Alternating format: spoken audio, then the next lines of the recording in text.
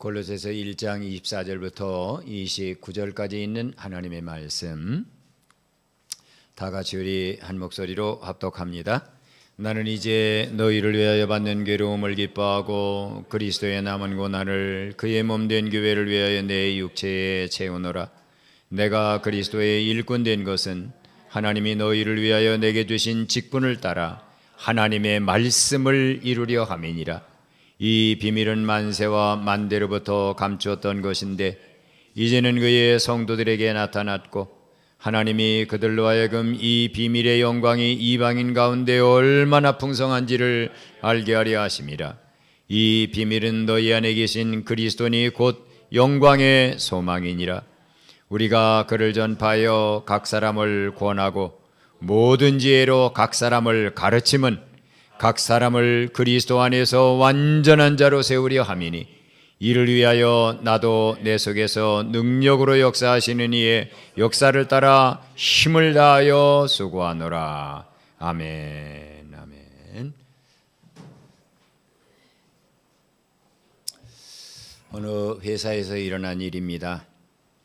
어느 날 그 회사 부서에 한 신입사원이 들어옵니다. 그 신입사원은 스펙도 대단합니다. 그가 출근한 첫날 그 남자 직원은 그 부서에 일찍 돌아와서 근무하고 있는 여자 선배를 찾아와 인사를 하면서 이렇게 말합니다. 선배님, 저에게 이 부서에서 해야 할 일을 좀 가르쳐 주셔야 될 것 같아요. 부장님이 말씀하시는데 선배님이 제일 똑소리 나는 분이라고 말씀하시네요. 선배님에게 이제부터 일을 배우겠습니다 하고는 인사를 합니다. 그렇게 이제 두 사람의 관계가 시작이 됩니다. 늘씬하게 잘생긴 남자 직원이 매일같이 찾아와 앞에서 업무에 대해 물어봅니다. 그리고 그녀는 그를 쳐다보고 가르치면서 이상한 친근감을 느끼기 시작합니다. 둘은 함께 식사를 하면서 업무 이야기를 합니다. 차를 마시면서 업무 이야기를 합니다. 그러다가 서서히 개인적인 대화를 나누기 시작합니다. 이 여자 직원은 자신 옆에 있는 그 청년과 남편을 비교하기 시작합니다. 그리고 마음속으로 이렇게 얘기합니다. 어휴, 내가 정신이 나갔었지. 내가 미쳤었지. 남편감을 고를 때는 이런 청년 같은 사람을 만났어야 되는 건데. 이제 이 여자의 마음은 서서히 남편을 떠나고 아이들을 떠나기 시작합니다.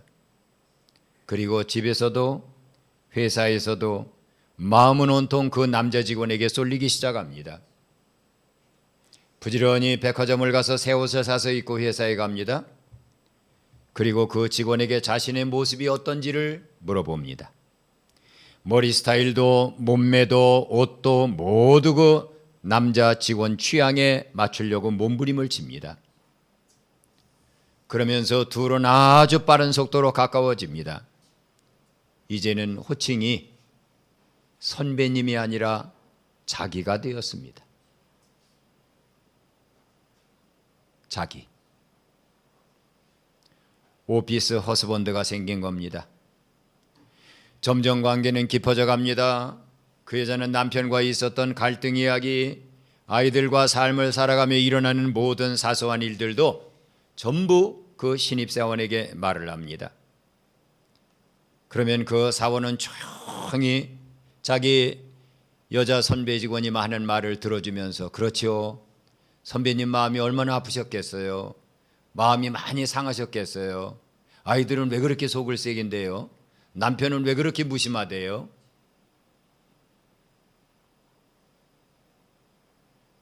자신의 남편에게서는 도저히 찾아볼 수 없는 깔끔한 매너에 이 여자는 점점 빠져들어갑니다. 그러던 어떤 날 전화가 오고 이 여자는 조용히 집의 문을 닫고 밖으로 달려나갑니다.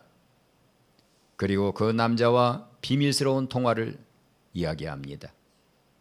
그런데 통화가 끝났을 때 그 옆에는 남편이 있었습니다.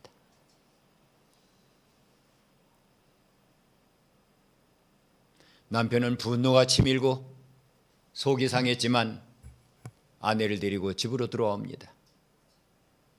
여보, 애들을 생각해야지. 가정을 생각해야지. 그 남자 직원과 관계를 끊어. 이 여자는 그렇게 하겠다고 고개를 숙였습니다. 남편을 향해 미안하다고 싹싹 손을 빌었습니다. 그러나 그런 그의 결심은 그 다음날 회사에 가서 그 잘생기고 늘씬하고 자기를 이해해주는 남자 직원을 딱 보는 순간 전부 사라지고 말았습니다.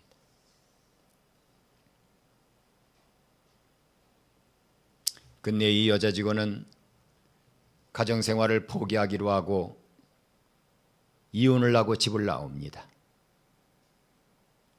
그리고 방 한 칸을 얻어서 짐을 옮겨 놓습니다. 그리고 그 신입사원과 저녁에 만나서 대화를 가면서 자기의 마음, 자기의 형편을 다 고백합니다. 그리고 그는 그 청년과의 장밋빛 미래를 꿈꾸며 생각에 집착해 있습니다. 그리고 그 청년을 만나 자신과 함께 미래를 열어가자고 이야기를 합니다. 그때 그는 충격적인 소리를 듣게 됩니다. 아줌마, 정신 못 차리시네. 내가 진짜 아줌마를 좋아한 줄 알아요? 회사 업무를 배우라기에 찾아갔고 선배님이 외롭다기에 그냥 들어주고 함께하고 위로해 준 것뿐이에요. 착각하지 마세요, 아줌마. 그리고 그 청년은 자리를 박차고 떠나갑니다.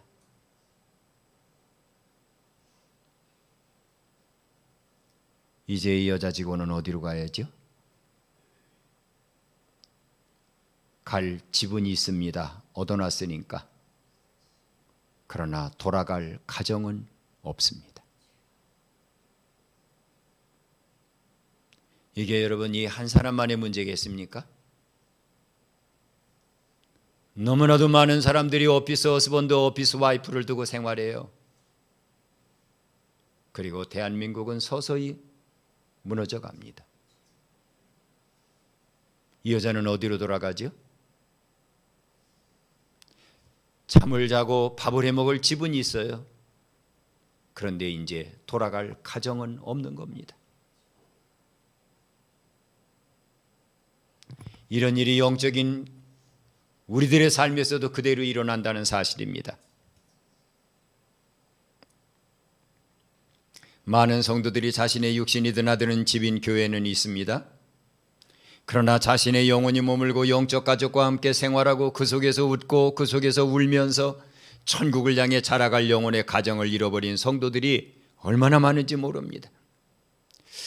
오늘 저는 이 강단에 서서 여러분의 얼굴을 바라보며 깊은 목회적 부담감과 동시에 안타까운 마음을 안고 이 말씀을 전하려고 합니다.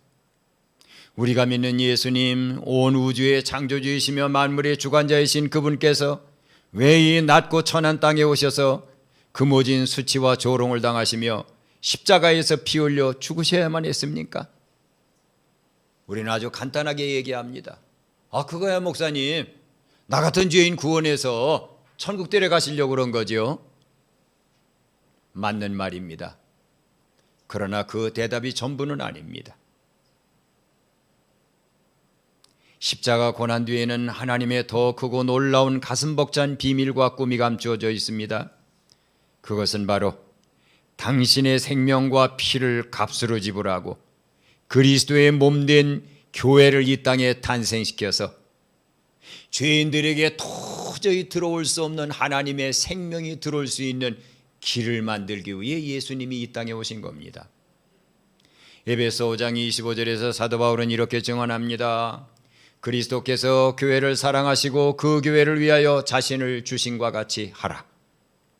예수님은 교회를 그저 여러 기관 중에 하나로 세우려고 이 땅에 오신 게 아닙니다. 교회는 예수님이 목숨 바쳐 사랑하신 거룩한 신부요, 그분의 살과 피로 낳으신 생명 그 자체입니다. 마태복음 16장 13절에 보면 예수님은 사도들에게 그렇게 물어보십니다. 사람들이 나를 누구라고 그러더냐? 그때 사도 베드로가 주님에게 고백합니다. 주님은 하나님이 보내신 그리스도이시며 살아계신 하나님의 아들입니다. 그 고백 후에 예수님은 이렇게 말씀을 하십니다. 그래, 내가 이 반석 위에 내 교회를 세우리니 음부의 권세가 이기지 못하리라. 뭐를 세운다고요? 뭐를 세운다고요? 그게 바로 교회입니다. 그렇다면 목회자인 저는 오늘 여러분의 영혼을 향해 뼈아픈 질문을 던지지 않을 수 없습니다. 예수님의 심장 한가운데는 자신의 목숨을 내어주고라도 세워야 되는 교회가 있었습니다. 사도 바울의 가슴에도 어떤 고난을 당하더라도 반드시 세워져야 되는 그리스도의 교회가 깊게 자리 잡고 있었는데, 오늘 예배당에 앉아있는 여러분의 심장에는 과연 이런 교회가 있습니까?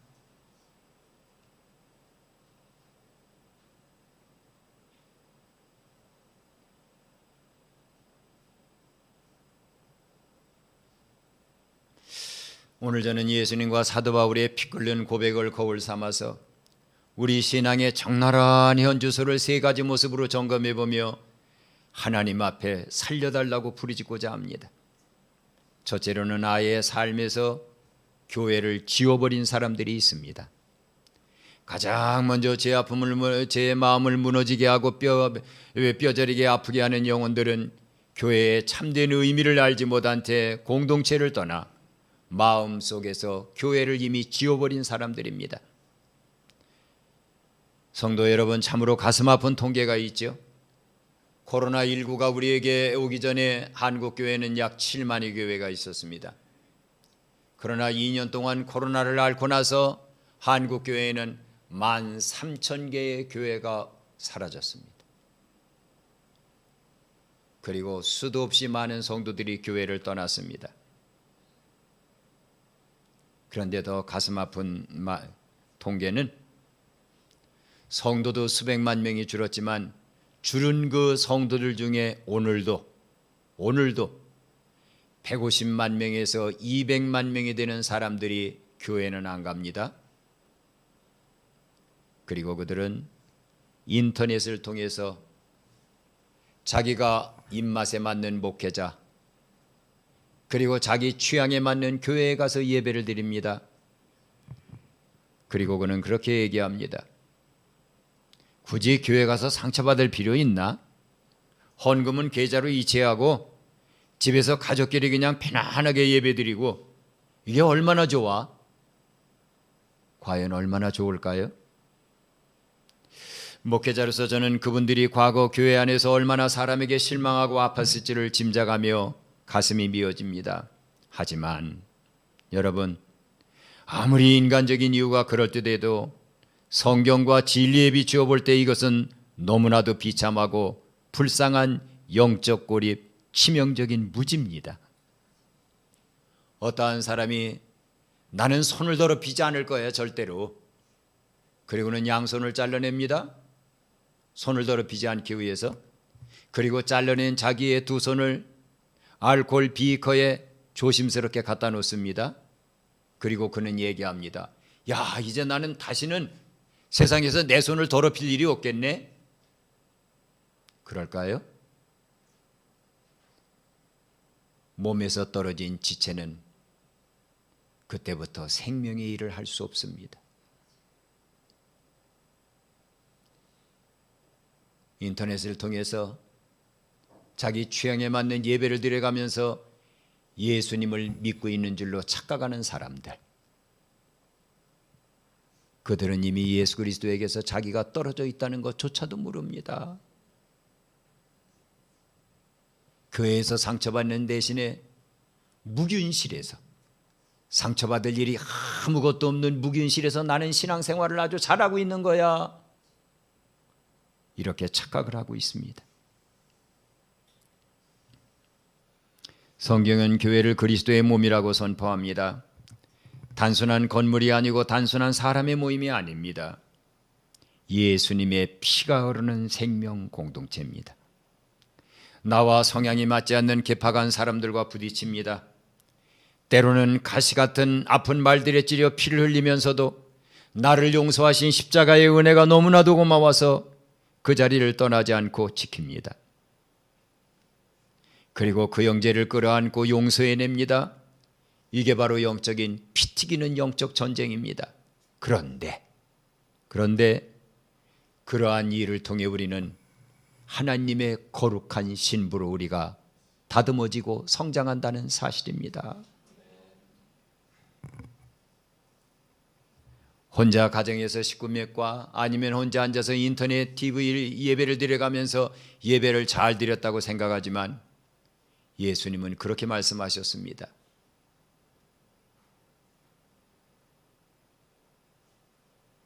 내 자신을 부인하고 십자가를 지고 나를 따라라. 이 사람에게 자신을 부인한 경험이 있을까요? 십자가를 지고 예수님을 따라본 경험이 있을까요?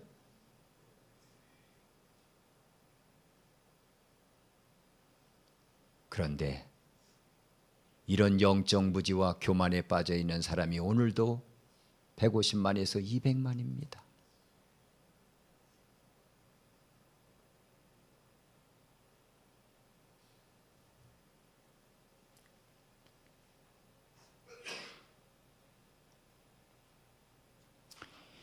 히브리서 10장 25절은 모이기를 패하는 어떤 사람들의 습관과 같이 하지 말아라. 오직 권하여 그날이 가까움을 볼수록 더욱 모이기를 힘쓰자. 이렇게 히브리서 기자는 애타게 부르짖고 있습니다. 목자의 지팡이와 공동체의 울타리를 벗어나 홀로 광야를 떠도는 양은 결국 우는 사자처럼 삼킬 자를 찾는 사단의 가장 쉬운 먹잇감이 됩니다.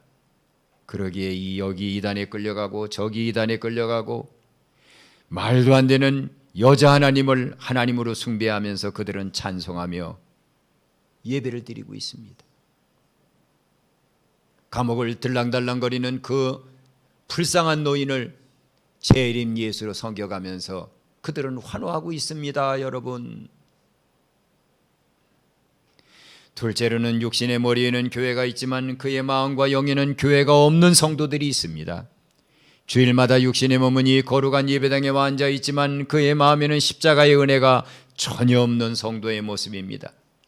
어쩌면 오늘 이 자리에 앉아 있는 우리 자신들의 가장 솔직하고 가장 부끄러운 민낯인지도 모릅니다. 이런 성도의 특징은 교회를 철저히 세상적인 잣대로 소비자의 입장에서 파악합니다. 마치 레스토랑에 들어간 사람이 내가 비오가스 아니면 스테이크를 시켰으니까 여기에 상응하는 요리가 나와야 될 게 아니냐 이렇게 생각하면서 교회를 그런 입장으로 생각합니다. 내가 오늘도 헌금을 드렸는데 왜 설교가 저렇지? 목사님은 자신도 못 지키는 설교를 떠들어대고 있네. 오늘 성가대는 왜 저렇게 많은 사람이 빠졌지? 그리고 저 사람은 왜 그렇게 나를 쳐다볼 때마다 미운 눈으로 나를 쳐다보지?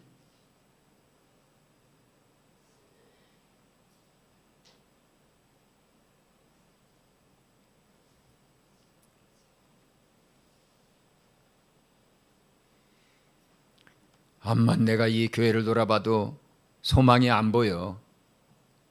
나는 이 교회를 언제 떠나지? 나는 이 교회를 언제 떠나지?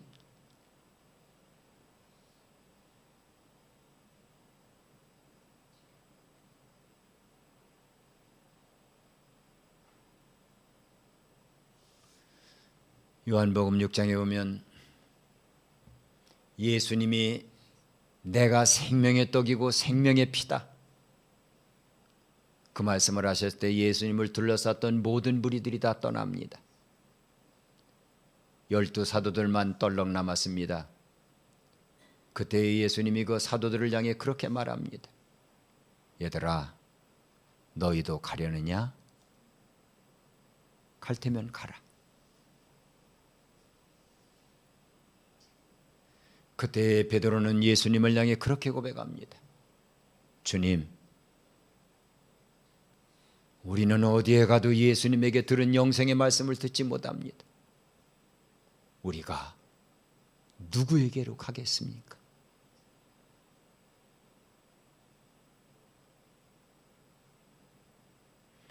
여러분, 내가 돈을 내고 서비스를 받는 식당에 갔습니다. 근데 음식이 형편없습니다. 그러면 불평하고 화를 내며 다른 곳으로 옮기면 그만입니다. 그러나 피로 맺어진 가족은 틀립니다. 어떤 날 집에 들어갔더니 어머니가 끓이는 된장찌개가 너무 짭니다. 첫 숟갈을 딱 먹은 자식이 엄마 왜 이렇게 짜? 나 이 집에 못 살겠네. 나 호적을 파서 나갈 거예요. 이렇게 말하는 자식이 있을까요? 엄마 이거 짜. 물 좀 조금만 더 넣어봐.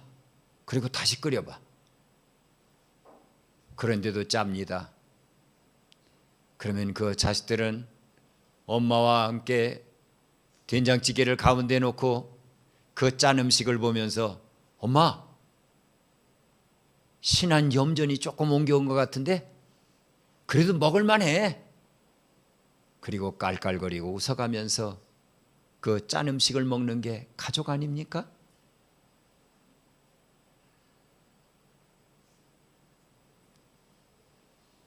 여러분은 한빛교회의 가족입니까? 아니면 한빛교회에 들어온 헌금이라는 삭슬 지불하고 한빛교회에 비유가스나 돈가스나 스테이크를 먹으러 온 손님입니까?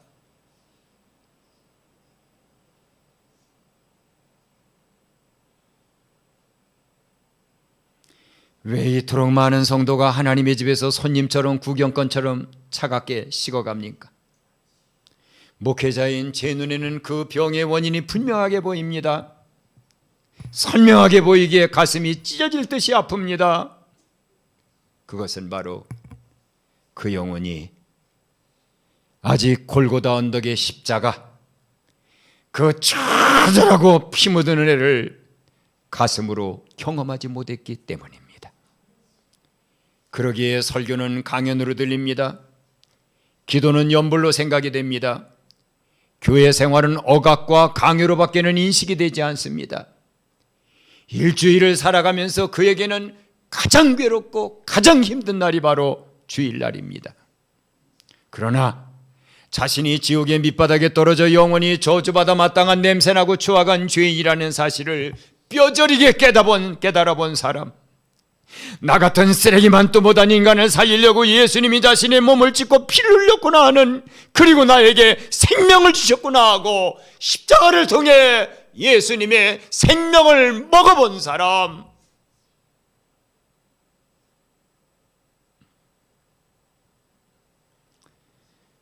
그는 목회자를 향해서도 성도를 향해서도 원망이나 비판의 칼날을 들지 않습니다. 나 같은 방탕한 탕자를 품어준 주님의 몸이 내가 지금 앉아있는 이 한빛교회구나 생각하면서, 예수님의 피가 흐르는 곳이 이곳이구나 생각하면서 그는 조용히 엎드려 죄를 고백하며 옵니다.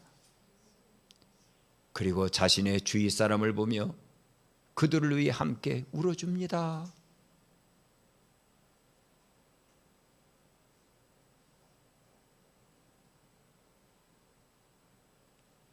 여러분은 레스토랑에 온 손님입니까?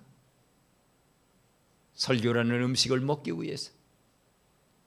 아니면 여러분은 아주 짠 된장찌개 한 그릇을 넣고 그래도 수고한 부모의 은혜가 고마워서 깔깔거리며 그 음식을 감사하게 먹는 가족입니까? 여러분은 도대체 누굽니까?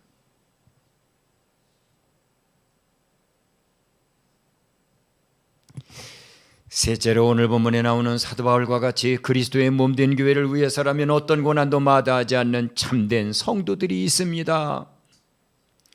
자신과 같은 흉악한 죄인을 품어주신 예수님의 대속의 은혜에 감격하여 예수님의 몸인 교회에 자신의 남은 생의 천부를 쏟아붓는, 그리고 그것을 조금 더 아까워하지 않는 성도들입니다. 예, 이렇게 더운 날 뭘 교회 가? 인터넷에 들어가서 그냥 어떤 목사님 설교 한 편 듣자. 그렇게 말하지 않습니다. 여러분, 목사인 제가 몸을 움직일 수 없지 않고는 교회에 강단을 피운 적이 없습니다.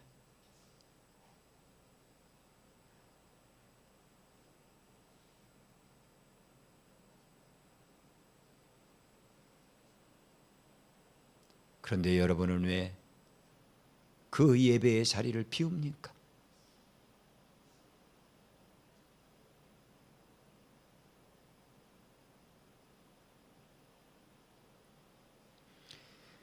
오늘 본문의 사도 바울을 보십시오. 그는 언제 목이 잘려 죽을지 모르는 차갑고 축축한 로마의 감옥에서 쇠사슬에 묶여 있습니다. 복음을 전하고 교회를 세웠다는 이유가 죄목입니다.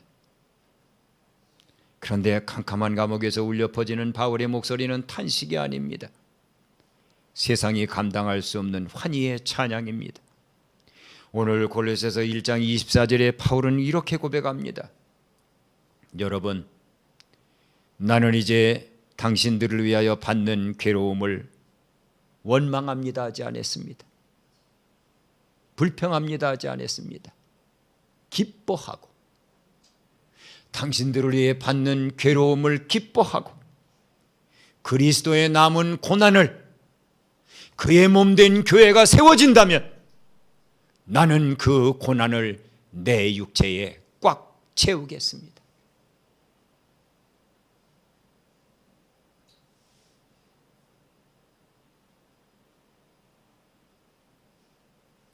돈 슬립세온 투 그리스도. 무슨 얘기입니까? 예수님의 몸이라고 하는 이 교회 투 그리스도, 그 교회가 세워진다면 톤 슬립세온, 어떤 고난을 내가 육체로 받는다 할지라도, 얻어맞던 배신을 당하던 사람들이 나를 걷어차던 아니면 형벌을 가하던 감옥에 던져넣던, 나는 이 고난을 내 육체에 꽉 채울 것입니다. 이 말은 예수님의 십자가 구원이 부족해서 우리가 그 십자가 고난에 무엇을 더 보태야 된다는 뜻이 아닙니다. 완성된 구원의 복음을 이 어두운 세상에 전파하고 상처 많고 연약한 교회를 영광스러운 신부로 세워가기 위해서는 누군가가 반드시 짊어지고 가야 될 눈물의 분량, 십자가의 분량, 고난의 분량, 기도의 분량, 찬송의 분량, 예배의 분량, 인내로 참아내는 인내의 분량, 그 분량이 나에 요구된다면 나는 어떤 것이라도 내 육체로 그것을 다 받아내겠다라는 결단입니다, 여러분.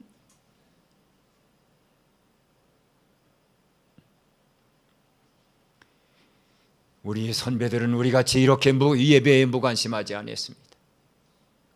교회에 무관심하지도 않았습니다. 1950년 인민군들이 파죽지세로 몰고 왔지요. 불과 며칠이 지나지 않아서 서울은 점령됐습니다.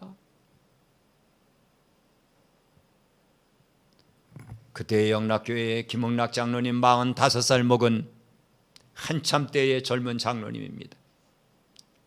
그분이 당회장실을 향해 들어갑니다. 목사님, 한 목사님, 목사님 여기 계시다간 표적이 됩니다. 빨리 피하세요. 아닙니다. 난 여기서 순교를 각오했습니다. 안 돼요, 목사님.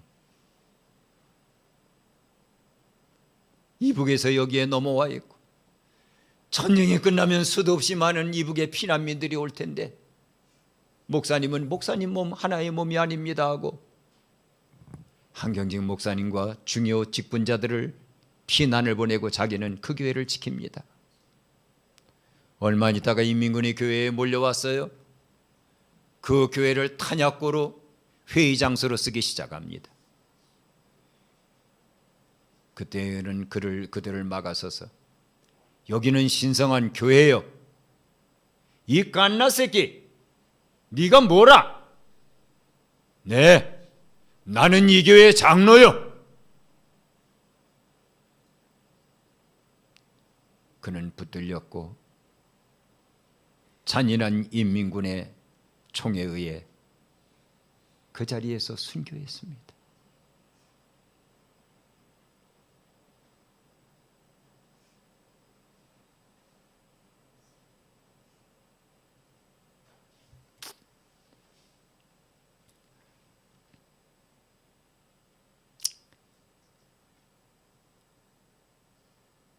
피난 갔다가 돌아오니 영락교회 한쪽 구석에 핏자국이 선연하게 배겨 있습니다.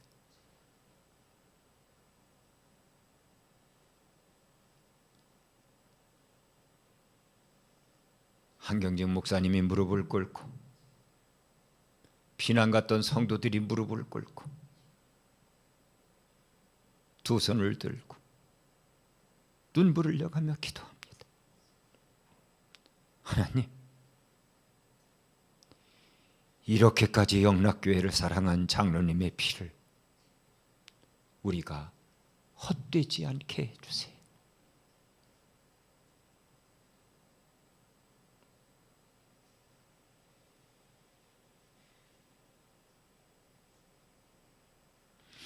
순교자의 피에 의해 세워진 교회는 교회의 정체성은 성도들에게 깊은 자긍심과 신앙적 책임을 심어주어 그때부터 영락교회는 피난민들을 품으며 한국의 대표적인 교회로 폭발적인 부흥을 하며 성장했습니다. 그리고 그들은 순교한 장로님의 피 앞에서 이게 진짜 예배구나, 이게 진짜 교회를 사랑하는 거구나, 이게 진짜 성도의 길이구나, 그들은 눈물을 흘려가면서 그 피 앞에서 기도를 했습니다.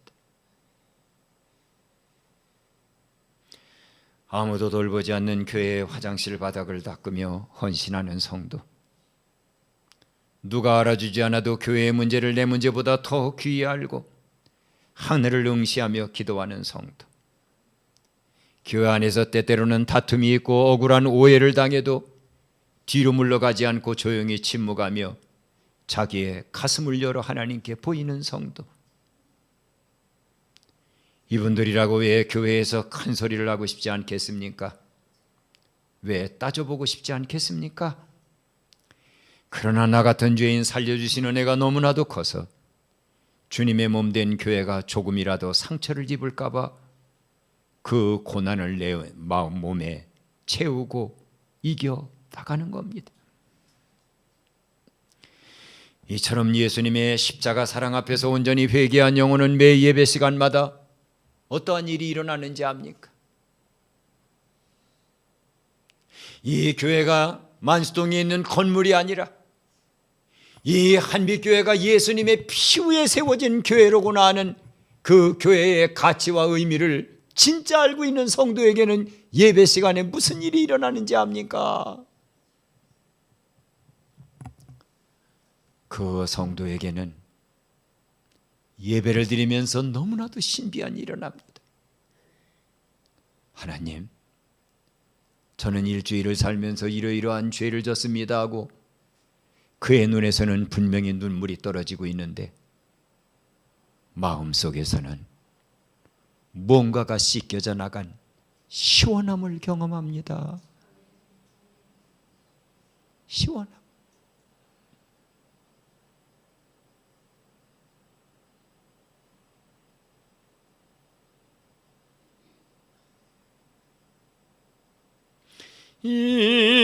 인내하신 구세주여,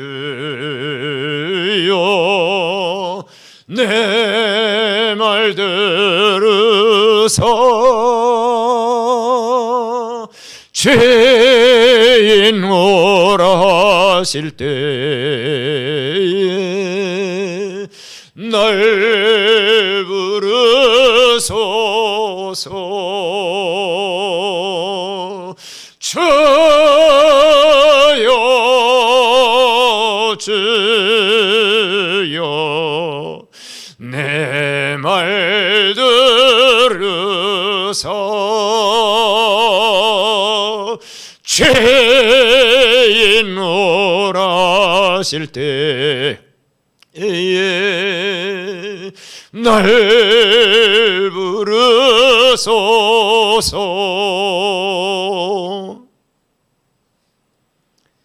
분명히 그의 눈에서는 눈물이 떨어지고 있는데 그 시간 그의 마음속에서 세상의 어떠한 외과 의사도 아무리 유명한 약사도 그에게 먹일 수 없는 약, 하나님의 용서라고 하는 약이 그의 영혼을 깨끗하게 씻겨나가는 신비를 경험합니다. 여기가 교회입니다. 그거뿐인 줄 아세요? 교회에 계단을 올라올 때는 절망과 좌절로 주저앉을 수밖에 없는 아픔을 가지고 올라왔지만, 그러나 예배 시간에 하나님을 주목하고 예배를 드리는 순간 깊은 감옥에 갇혀 있는 요셉을 끌어내리는 하나님의 손길, 모든 것을 다 잊어버린 터전에서 사람들에게 돌멩이 맞아 죽을 뻔한 시글락의 위기 속에서 다윗이 기도할 때 그의 손을 번쩍 들어 올리는 하나님의 손길을 경험했던 것 같은 신비한 경험을 교회에서 하게 된다는 사실입니다.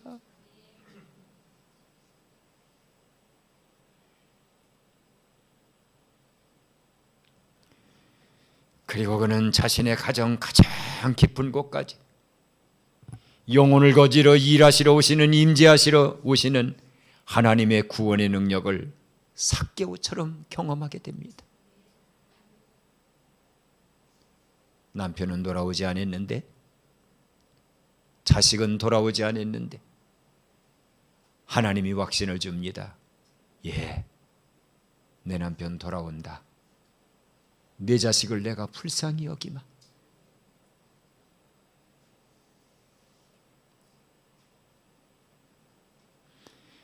그리고 자신의 가슴에 칼을 박는 것 같은 아픔을 준 자녀들, 가족들, 직장 동료, 심지어 교회에 있는 성도에 대한 미움이 예배를 드리는 그 시간, 꽁꽁 얼어붙은 얼음이 뜨거운 햇빛에 의해 쫙 녹아물이 되는 것처럼 자신 안에서 흔적도 없이 사라지는 신비한 경험을 합니다. 사랑하는 여러분, 내 심장에 지금 예수님께서 십자가에 죽으시면서도 이 땅에 세워야겠다고 다짐한 그런 교회, 사도 바울이 어떠한 고난을 당해도 예수님의 몸된 교회가 세워지는 일이라면 나는 내 몸으로 어떠한 고난이라도 받아내겠다고 하는 이런 교회, 김흥락 장로님이 죽으면서도 하나님, 제 하나가 죽지만 제가 순교해서 이 영락교회가 세워진다면 저는 순교를 마다하지 않겠습니다 말하면서 인민군들을 향해서 나는 이 교회의 장로요 말하면서 용감하게 순교의 자리로 걸어간 김흥락 장로님 같은 그분, 여러분,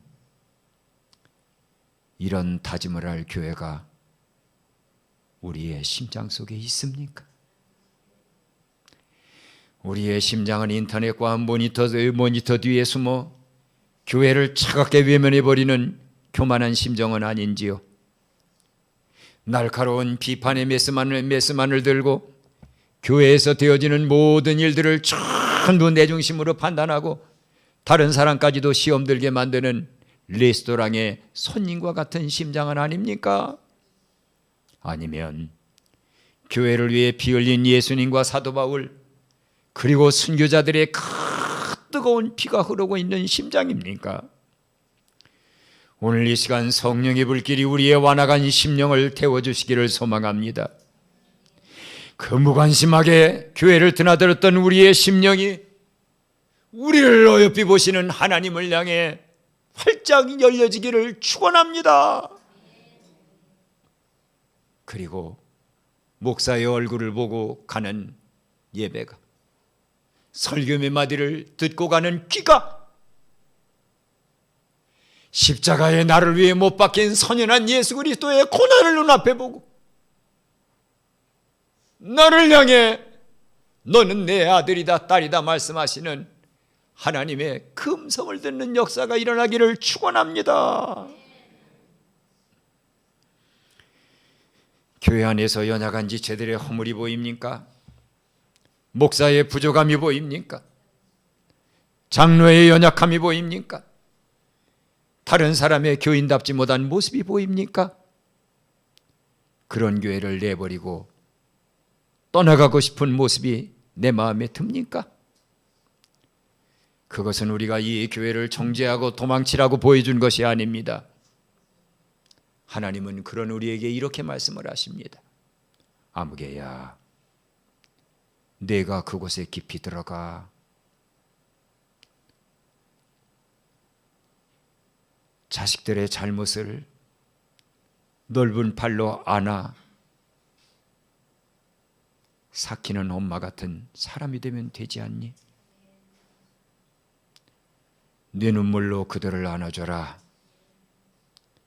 내 어깨를 내밀어 그들이 내 동댕이 친 십자가를 지고 나를 따르거라. 부르시는 주님의 애타는 당부는 아닙니까? 세상이 교회를 향해 돌을 들고 수백만 명이 교회를 떠나는 이 비극적인 시대에 누가 무너진 한빈 예배당의 문지기가 되겠습니까? 누가 그리스도의 남은 고난을 자신의 육체에 기꺼이 채우겠습니까? 오늘 이 자리에 모인 저와 여러분 모두가 김흥락 장로님처럼, 사도 바울처럼 우리 가슴 한가운데 한빛교회를 품고 기꺼이 땀과 눈물을 흘리는 위대하고 영광스러운 주님의 동역자로 일어서게 되기를 예수님의 이름으로 간절히 축원합니다. 마음 한복판에 내가 숨쉬고 살아가는 나의 심장 한복판에 예수님의 몸인 한빛교회가 꽉 들어차 있기를 간절히 축원합니다.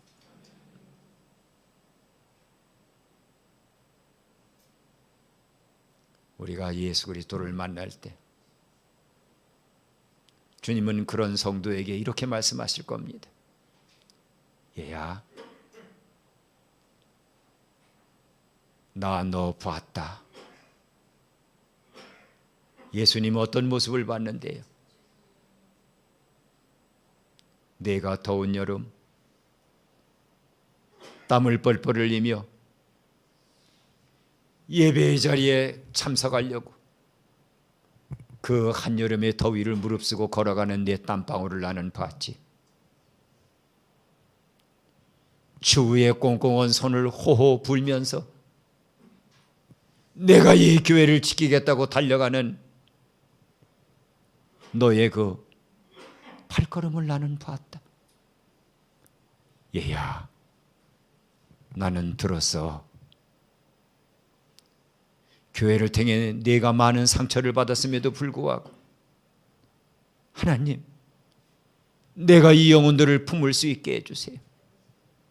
내가 이 영혼들을 내 가슴으로 안을 수 있게 해주세요 하는 내 기도 소리를 나는 들었어.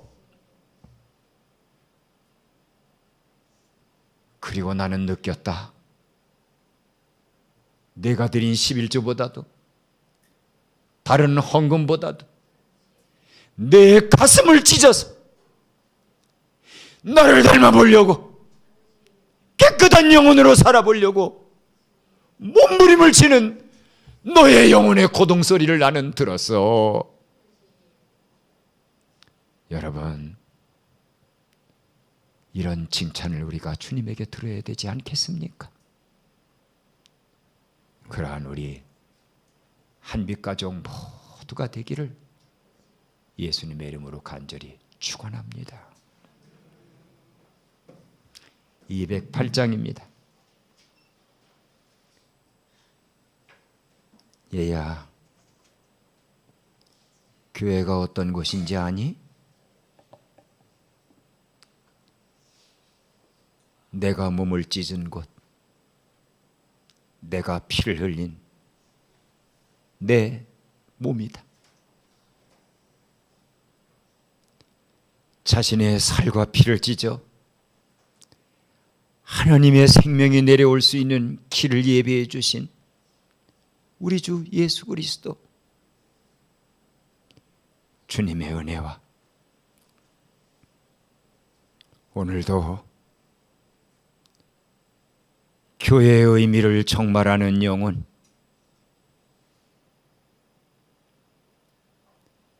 내가 왜 이 교회에 앉아 있는지 그 이유와 목적을 아는 영혼, 그 영혼을 향해 무궁한 사랑을 쏟아부어 주시는 하나님의 만극한 사랑과 오늘도 우리에게 너는 교회를 마음에서 지운 사람이냐? 아니면 육신은 나와 앉아 있지만 영혼은 딴 곳에 가 있는 그런 사람이냐? 아니면 김흥락 장로와 같이 영과 혼과 육의 심장의 교회가 새겨진 영혼이냐고 우리를 향해 물으며 우리를 참된 그리스도의 지체로 이끌어 가시는 성령 하나님의 교통감화하심이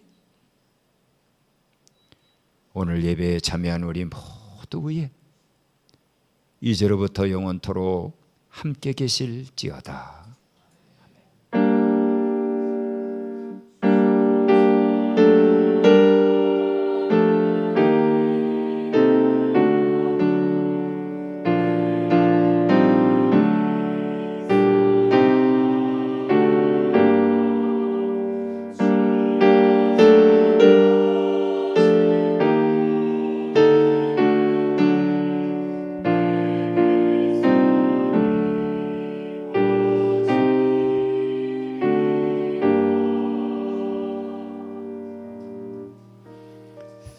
아멘. 예배를 마쳤습니다.